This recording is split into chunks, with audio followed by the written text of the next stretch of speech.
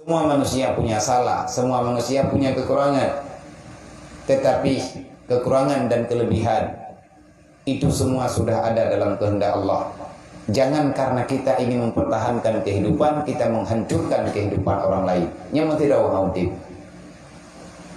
Awateh haudip, ngaudip terpulai. Wateh haudip program kebaikan, maka yang berjalan program kejahatan. Nabi Adam napegah Rabbana dhalamna anfusana wa illam taghfir lana wa tarhamna lanakunanna minal khasirin.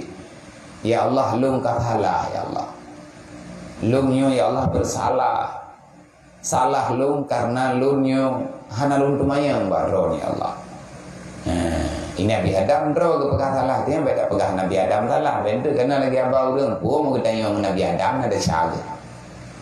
Yang kayak itikad Nabi Adam kebuat syamuk tak karena hak karena mandu nabi-nabi dan rasulnya maksud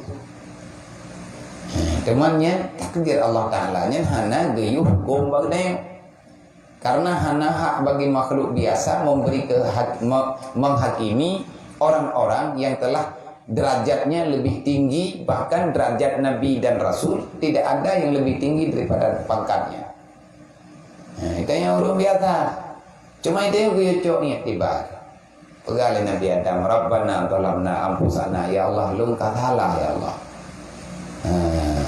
Dhalamna anfusana, jiwa lung ya Allah Ta'ala katalah.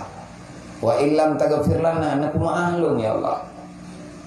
Wa tarhamna, Nabi sayang ke Nabi kasih sayang ke lung ya Allah. Buruh lung ulun yang beribadah, buruh lung ulun yang Nabi balidron ya Allah.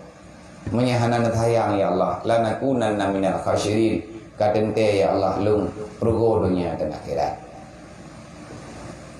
Amin. Wallahu a'lam. Sallallahu